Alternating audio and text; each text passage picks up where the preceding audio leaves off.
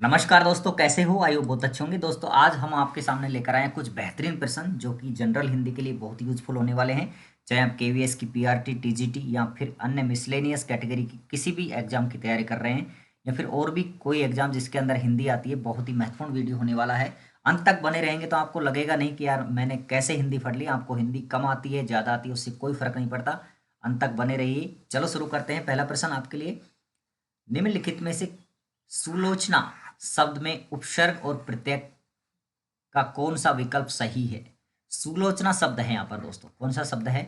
सुलोचना। अब देखो, आप इसके अंदर दो चीजें आपको इंपॉर्टेंट है। सबसे पहले आपको उपसर्ग निकालना है और उसके बाद में आपको क्या निकालना है? प्रत्यय निकालना है। तो आपको पता है उपसर्ग जो होता है शब्द के पहले लगता है, जबकि जो प्रत्यय होता है शब्द के बाद में लगता है। और बीच में होता है मूल शब्द। क्या होता है? मूल शब्द। ये चीजें अगर आपको आ गई तो समझो आपको कोई प्रॉब्लम नहीं है। अब इसके अंदर जो मूल शब्द है ना दोस्तों, वो है लोचन। क्या है? लोचन। लोचन किसका पर्यायवाची है? आपका है। ठीक है। लोचन मूल शब्द है। इसके अंदर उपसर्ग क्या लगा दिया इसने? सु लगा दिया। क्या लगा दिया? सु। तो क्या हो गया? सुलोचन। और प्रत्यय क्या लगा दिया यहाँ पे? आ लगा दिया। क्या लगा दिया? आ। तो इस प्रकार ये शब्द बन गया सुलोचना। क्या बन गया? सुलोचना। मतलब अच्छी आंखों वाली। आमतौर पे लड़कियों का नाम मिलता है। ठीक है ना, सुलोचना। तो यहाँ पर आप देख लीजिए, सु उपसर्ग या ना प्रत्यय है? बिल्कुल ना प्रत्यय नहीं है इसके अंदर। उपसर्ग तो सही है सु, लेकिन ये कथन एकदम गलत है। स उपसर्ग है और आ प्रत्यय है। यहाँ पे आ प्रत्यय तो बिल्कुल सही कह रहा है, लेकिन स उपसर्ग नहीं है, सु उपसर्ग है।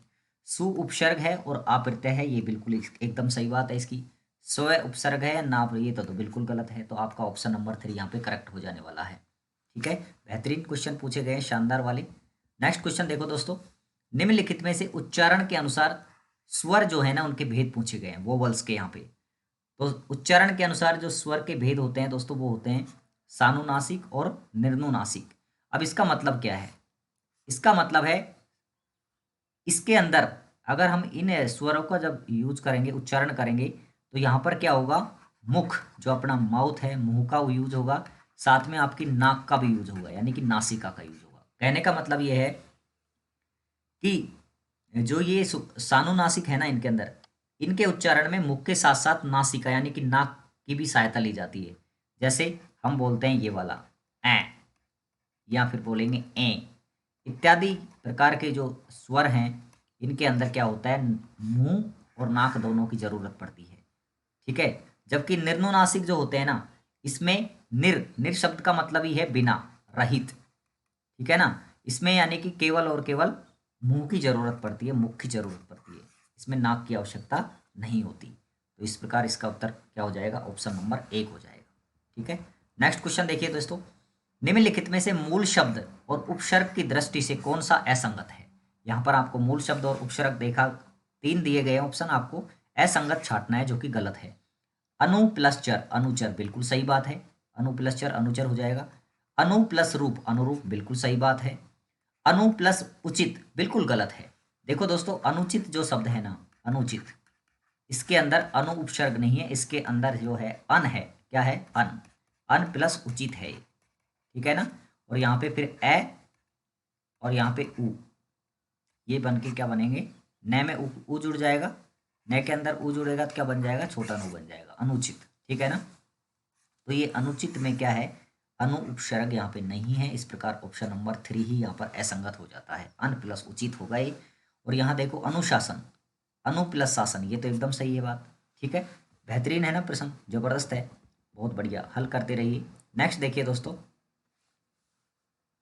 निम्नलिखित मुहावरों या लोकोक्तियों के अर्थ की दृष्टि से कौन सा सही नहीं है? अब आपने मुहावरे और लोकोक्तियां जो पढ़ी हैं, उसके अनुसार 3 तो यहाँ पर सही मिलेंगे और 1 आपको गलत मिलेगा, उसको आपको ढूंढना है। तो आप देखो, भानुमति का पिटारा, पात्र जिसमें आवश्यकता की सभी वस्तुएं हों, बिल्कुल सही है ये बात।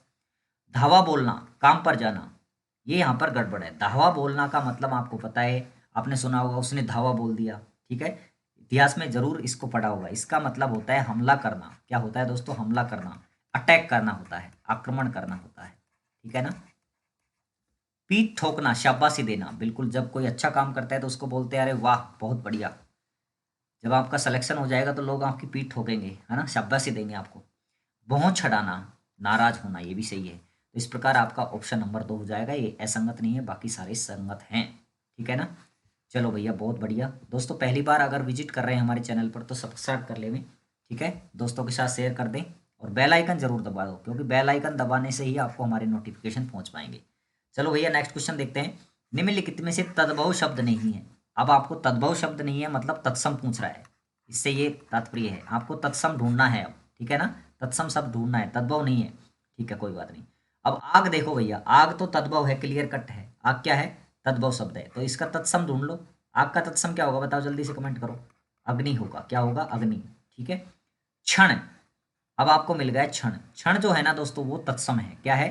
तत्सम है। तो यही आपका ऑप्शन नंबर 2 यहाँ पे करेक्ट आंसर हो जाएगा। लेकिन हम इसका तद्भव देख लेते हैं। इसका तद्भव होता है छिन्न। क्या होता है? छिन्न, ठीक है। अब ये अमोल है ना, ये तो तद्भव ही है। अमोल तो क्या है? तद्भव। इसका तत्सम क्या होगा? अमूल्य होगा। क्या होगा दोस्तों? अमूल्य। अमूल्य इसका तत्सम हो जाएगा। आशीष, आशीष क्या है? यहाँ पे तद्भव है। और इसका अगर तत्सम पूछ ले आपसे तो इसका करना है आशीष। क्या करना है? आशीष, ठीक है। तो ये आपका हो जाएगा तत्सम शब्द क्षण। अब दोस्तों मैं आपको यहाँ पर एक चीज बता देता हूँ, कैसे पहचान करते हैं। एक बेसिक आइडिया आपको होना चाहिए, तत्सम और तद्भव की पहचान कैसे की जाए। क्योंकि तत्सम तो संस्कृत के शब्द हैं जो हिंदी में ऐसे कैसे अपना लिए गए, और जो तद्भव होते हैं वो देशज लगभग शब्द होते हैं। तो तत्सम में आपको जो मेरे को 2-3 चीजें आपको बताता हूँ, ढूंढने में इजी रहेगा। तत्सम शब्द की सबसे पहली पहचान होती है चारों संयुक्त अक्षर। संयुक्त अक्षर आपके छ, त्रय, ग और श्रय। अगर ये आपको दिख जाए किसी भी शब्द के अंदर तो 100% तत्सम ही होगा, वो तत्सम ही होगा। इसके अलावा अगर आपको र की मात्रा, जैसे री की मात्रा नीचे लगती है ना, ये री की मात्रा अगर दिख जाती है कहीं पर भी, जैसे मान ले पृथ्वी है तो ये री की मात्रा दिख गई, ये भी तत्सम होगा, कहीं पर भी आ जाए। इसके अलावा रै की मात्रा ऐसे आ जाती है, जैसे मैंने लिखा ये प्र, तो ये वाला प्र है, या रै की मात्रा इस प्रकार की आती है, ये भी तत्सम होगा। या रै की मात्रा ऊपर जो आती है, ठीक है ना, ये रे वाला आता है, ये भी हमेशा तत्सम की पहचान होती है। ध्यान रखना, इंपॉर्टेंट है ये, ठीक है। अब यहाँ पे देखो तद्भव को कैसे पहचानेंगे। तद्भव में देशज शब्द हैं एक तरह से, आप देखो जैसे ये आग है, अमोल है, सिंपल वर्ड होंगे अपनी भाषा के। एक इसकी खास पहचान है, अगर चंद्र बिंदु है तो ये निश्चित रूप से तद्भव होने की संभावना है, ठीक है, तद्भव ही होगा ये। इस प्रकार की कुछ पहचान जब आप पढ़ते हैं तो अंदाजा लगा लीजिए कि भाई किस प्रकार से आपका मामला। और एक जो आधा अक्षर होता है ना, हाफ, वो ज्यादातर तत्सम में होता है, हाफ, है ना। ये आपको याद रखना है, और बाकी इसके बारे में आगे बात करेंगे, यहाँ पर इतना ही बहुत है, ठीक है। चलो भैया, नेक्स्ट क्वेश्चन देखो।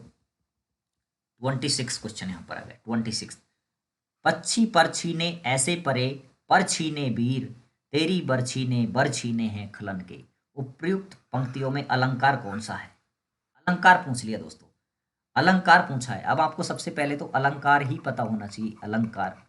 और आपके परीक्षा में पूछे जाएंगे अलंकार। 2 प्रकार के होते हैं, ध्यान रखना। एक तो होते हैं शब्द अलंकार और एक होते हैं अर्थ अलंकार, ठीक है। शब्द अलंकार के कुछ उदाहरण मैं यहाँ पे लिख रहा हूँ, आपके लिए परीक्षा में पूछा जा सकता है कि भाई कौन सा शब्द अलंकार है, कौन सा अर्थ अलंकार है। तो अनुप्रास अलंकार जो है, इसके अलावा यमक अलंकार है, और जो श्लेष अलंकार है, ये सारे क्या हैं? शब्द अलंकार हैं, ध्यान रखना। अर्थ अलंकार के अंदर जो आप पढ़ते हैं, उपमा अलंकार है, जैसे रूपक पढ़ते हैं आप, उत्प्रेक्षा पढ़ते हैं, इसके अलावा बहुत सारे हैं, मानवीकरण, दुनिया भर के हैं। ये आप मैन याद रख लीजिए। अब दोस्तों यहाँ पर देखो, आपको देगा कोई ना कोई लाइन देगा, उसमें पूछेगा आपको किस प्रकार का अलंकार यहाँ पर पूछा गया है। तो पहले इसका हमें अर्थ पता होना चाहिए। अब ये जो है ना, ये तो हिंदी साहित्य के बंदे तो आराम से इसको पढ़ कर लेते हैं। तो इस शब्द के अंदर देखो यहाँ पर अंडरलाइन किए गए हैं ना, अंडरलाइन किए गए हैं कुछ। तो यहाँ पे इनका जो अर्थ है ना, अब यहाँ पे देखो, पर छीने का मतलब क्या है? पर छीने का मतलब पंख काट देना, है ना, पंख काट देना। और यहाँ पर बर छीने, देखो यहाँ पर बर छीने रिपीट हुआ है, तो एक बरछी है ना, इसका मतलब तो है हथियार। बरछी होती है ना, हथियार, हथियार नहीं। और यहाँ पर बर छीने का मतलब यहाँ पर क्या है? बर छीने, इसका मतलब यहाँ पर है भैया प्राण ले लेना किसी का, यानी कि श्रेष्ठ योद्धा छीन लेना, श्रेष्ठ योद्धा छीन लेना, ठीक है ना। अब ये जो प्रसंग है ना, अगर आप साहित्य के हैं स्टूडेंट तो आपको पता होगा, ये महाकवि भूषण ने युद्ध भूमि का वर्णन किया है इसके अंदर। युद्ध क्षेत्र का वर्णन है बहुत ही ओजस्वी रूप में। अब युद्ध भूमि में क्या हो रहा है, ये प्रसंग जो लिया गया है, छत्रसाल, एक राजा था महाराजा छत्रसाल, वो क्या कर रहा है, युद्ध भूमि में युद्ध लड़ रहा है, और उसकी जो बर्छी है ना, उसका जो हथियार है ना, बहुत बेहतरीन कौशल दिखा रहा है युद्ध के अंदर। और वो कह रहा है, उसका बर्छी इस प्रकार का कौशल दिखा रहा है जिस प्रकार पंख कटने पर पक्षी भूमि पर गिर जाते हैं, यानी कि बर्छी से इस प्रकार से वो शत्रु पक्ष के योद्धाओं को गिरा रहा है, शत्रु पक्ष के योद्धाओं के पर काट दिए उसने। जिस प्रकार एक पक्षी के पर कटने पर वो नीचे जाता है, उसी प्रकार महाराजा छत्रसाल की बर्छी वहां पर कहर डहरा रही है और शत्रु पक्ष के योद्धाओं को बिना पंख के पक्षियों की भांति जमीन पर गिरा रही है। ठीक है ना। तो यहाँ पर डबल अर्थ है, जब किसी शब्द की आवर्ती हो, आपको ध्यान रखना है, यानी कि किसी शब्द का जोड़ा आ जाए, एक ही शब्द की पुनरावृत्ति हो जाए, ठीक है ना, तो समझो वहां पर यमक अलंकार होता है। क्या होता है दोस्तों? यमक अलंकार होता है। जैसे आप, अगर आपने पढ़ा होगा, कई जो हम टीनेजर्स के बंदे हैं या फिर थोड़ा सा ऊपर चले जाते हैं, तो हम क्या गाना गाते हैं, सजना है मुझे सजना के लिए, सजना है मुझे सजना के लिए। तो यहाँ पर देखो सजना शब्द रिपीट हो रहा है और सजना के यहाँ पर दो अर्थ है। सजना मतलब तैयार होना और सजना मतलब आप जानते ही हैं। तो इस प्रकार से तीन बेर खाती थी वह तीन बेर खाती है। ठीक है, ऐसे जब शब्द रिपीट होता है तो यहाँ पर यमक अलंकार होता है। बाकी इस पर आप बाद में चर्चा कर लेंगे और आप पढ़ लीजिए, अब तो टाइम नहीं है। ठीक है, नेक्स्ट क्वेश्चन देखिए दोस्तों, 27th। निम्नलिखित में से किस वाक्य में, निम्नलिखित में से किस वाक्य में अकर्मक क्रिया है दोस्तों? अकर्मक क्रिया, क्रिया यानी कि वर्ब। क्रिया आपको पता है दोस्तों दो प्रकार की होती है, एक होती है अकर्मक और एक होती है सकर्मक। अब दोस्तों यहाँ पे देखो कर्म लिखा है बीच में, कर्म। सकर्म का मतलब इसमें कर्म होता है और अकर्म का मतलब यहाँ पे कर्म का कोई औचित्य नहीं होता। अकर्मक का मतलब है जिस वाक्य में क्रिया का फल है ना, कर्म पर नहीं पड़े और सीधा कर्ता पर पड़े। कर्म क्रिया का फल किस पर पड़े? कर्ता पर पड़े। जबकि सकर्मक का मामला क्या है, यहाँ पे कर्म कंपलसरी है, कर्म की आवश्यकता यहाँ पे जरूरत पड़ती है कर्म की। जैसे आपने पढ़ा होगा अकर्मक क्रियाओं में, जैसे दौड़ना है, ठीक है, उड़ना है या फिर हंसना है, रोना है, ये सारी कैसी क्रियाएं हैं? अकर्मक है। जैसे मैंने बोला पक्षी उड़ते हैं, ठीक है, राम दौड़ता है, ठीक है, माधवी हंसती है। अब देखो यहाँ पर, देखो यहाँ पे अपने को पता चल जाएगा, थोड़ा सा देख लेते हैं। सकर्मक यानी कि जिसमें कर्म हो, इसका अंदाजा कैसे लगाएंगे, सकर्मक क्रिया की पहचान कैसे होगी? तो आपको दो प्रश्नों के उत्तर ढूंढने हैं, एक तो क्या का और एक किसको का। सेंटेंस में दिया गया जो भी सेंटेंस है उसमें अगर क्या का उत्तर मिल रहा है या किसको का उत्तर मिल रहा है तो उसमें सकर्मक क्रिया होगी, कोई डाउट नहीं है। अगर इनका आंसर नहीं मिल रहा है तो उसमें अकर्मक क्रिया होगी, ये ध्यान रखना। अब आप देखो अकर्मक क्रिया ढूंढो। राखी ने सेब खाया, राखी ने सेब खाया। अब यहाँ पर देखो क्या खाया, सेब खाया। क्या का उत्तर मिला? सेब। इसका मतलब इसके अंदर क्या होगी? सकर्मक होगी, सकर्मक। समझ में आ गया ना मामला। माधवी हंसेगी। अब यहाँ पे देखो क्या और किसको का उत्तर मिल रहा है। माधवी क्या हंसेगी, कुछ आंसर नहीं आ रहा। माधवी किसको हंसेगी, कुछ आंसर नहीं आ रहा। इसका मतलब यहाँ पर क्या आ गया? अकर्मक आ गया और आपका ऑप्शन नंबर 2 ही यहाँ पे सही हो जाएगा। वह चाय पी रहा है, कैसे पहचानेंगे? क्या क्या पी रहा है भैया? चाय पी रहा है, उत्तर आ गया ना। इसका मतलब यहाँ पर सकर्मक है। कोई दिक्कत है? नहीं है ना। कुली सामान लाता है, कुली क्या लाता है? सामान लाता है, उत्तर आ गया, मतलब सकर्मक है। ठीक है, अगर क्या और किसको के उत्तर आ रहे हैं तो आपकी क्रिया कैसी होगी? सकर्मक होगी, ध्यान रखना। इनके उत्तर नहीं फाइंड आउट हो रहे हैं या दौड़ना उड़ना हंसना रोना आ रहा है तो आप सीधा कर देंगे अकर्मक। कोई दिक्कत है यहाँ तक? नहीं है मुझे लगता है। चलो भैया नेक्स्ट क्वेश्चन देखते हैं। नेक्स्ट क्वेश्चन देखते हैं 28।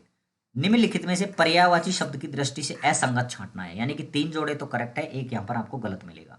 तो यहाँ पर देखो स्वर्ण जो गोल्ड है उसका सुवर्ण, कनक हाटक बिल्कुल सही है, सारे पर्यायवाची सोना के हैं। यहाँ पे देखो सिंह शेर की बात कर रहा है, व्याघ्र केसरी ये तो बिल्कुल सही है। वाजी यहाँ पर गलत है दोस्तों, वाजी है ना वो होता है घोड़े का। किसका होता है दोस्तों? घोड़ा का पर्यायवाची है। अब आगे देखो अमृत पीयूष सुधा अम ये बिल्कुल सही है, ये सारे अमृत के हैं। अश्व घोड़ा सैंदव भाई ये बिल्कुल सही है, सारे घोड़ा के हैं। यानी कि एक घोड़ा का यहाँ मिक्स कर दिया सिंह में, तो इस प्रकार असंगत कौन सा हो गया? ऑप्शन नंबर यहाँ पर 2 हो गया। कोई दिक्कत नहीं है, पर्यायवाची शब्द तो आप जितना याद करेंगे वोकेबलरी आपकी बढ़ती चली जाएगी। चलो भैया नेक्स्ट क्वेश्चन देखते हैं। निम्नलिखित में से असंगत युग्म है, देखो असंगत ही असंगत पूछ रहा है, बेमेल बेमेल पूछ रहा है। चलो कोई दिक्कत नहीं है। बुंदेली जो बोली है पश्चिमी हिंदी है क्या? बिल्कुल सही है। बुंदेली है जो कहाँ बोली जाती है? बुंदेलखंड, यानी कि जो यूपी और एमपी का बॉर्डर है वहाँ पर ये ज़्यादा बोली जाती है, बुंदेलखंड वाले एरिया में। ठीक है ना, तो ये तो एकदम सही है। बघेली पूर्वी हिंदी, ये भी बात सही है, बघेली पूर्वी हिंदी को ही कहा जाता है। यानी कि जो बघेलखंड क्षेत्र है, बघेलखंड जो क्षेत्र है एमपी का, वहाँ पर ये बोली जाती है बघेली, ये भी सही है। कुमाऊनी पहाड़ी, ये भी बिल्कुल सही है। कुमाऊनी कहाँ पर बोली जाती है? उत्तराखंड के अंदर, ठीक है ना, कुमाऊं क्षेत्र में। नेक्स्ट देखो असंगत छांटना है, बांगरू राजस्थानी, ये बिल्कुल गलत है। बांगरू राजस्थानी को नहीं बोलते, बांगरू बोलते हैं हरियाणवी को। किसको बोलते हैं दोस्तों? हरियाणवी जो है, यानी कि विशेषकर अगर इसमें भी बात करें ना हरियाणा में, तो करनाल जो क्षेत्र है, इसके अलावा जो कौन सा क्षेत्र, रोहतक वाला जो क्षेत्र है, करनाल रोहतक, आप अगर आप फैमिलियर हैं इधर के क्षेत्र से, और इसके अलावा हिसार के क्षेत्र में भी ये बोली, और दिल्ली के भी कुछ क्षेत्र में ये बोली बोली जाती है, यानी कि हरियाणवी को बांगरू बोलते हैं, ये राजस्थानी को नहीं बोलते। तो आपका ऑप्शन नंबर 4 यहाँ पर करेक्ट हो जाएगा।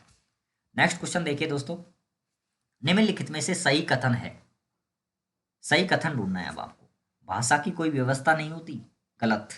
भाषा की व्यवस्था होती है, बिना व्यवस्था के कोई भाषा होती है क्या? हर भाषा के अपने नियम नहीं होते, अरे बिल्कुल गलत है भैया। जो लैंग्वेज है ना उसके नियम जरूर होते हैं, ये भी गलत है। भाषा की सार्थक इकाई वाक्य है, यानी कि जिसका अर्थ निकलता है, बिल्कुल सही है ये बात। तो मातृभाषा अपने परिवेश से नहीं सीखी जाती, बिल्कुल गलत है। मातृभाषा परिवेश से ही सीखी जाती है। ये सारे 3 कथन गलत दे दिए। सही कथन यहाँ पर आपको दे दिए ऑप्शन नंबर 3 यहाँ पर। ठीक है दोस्तों, तो आज के वीडियो में इतना ही। अगर आपको ये वीडियो पसंद आया तो दोस्तों लाइक कर दो यार, अपने दोस्तों को शेयर कर दो, चैनल पर नए हैं तो सब्सक्राइब कर दो। ठीक है, फ्री है आपके लिए, सब्सक्राइब करने में पैसे नहीं लगते, आप इसको सब्सक्राइब के बेल आइकन पर क्लिक कर दीजिए। हम आपके लिए बेहतरीन वीडियो बनाने का प्रयास करेंगे। आपके प्यार की बदौलत आपने हमें प्रोत्साहित किया लगातार, इसी वजह से हम आप वीडियो बनाते हैं आपके लिए। ठीक है ना, तो मिलते हैं ऐसे ही शानदार वीडियो में, तब तक के लिए नमस्कार।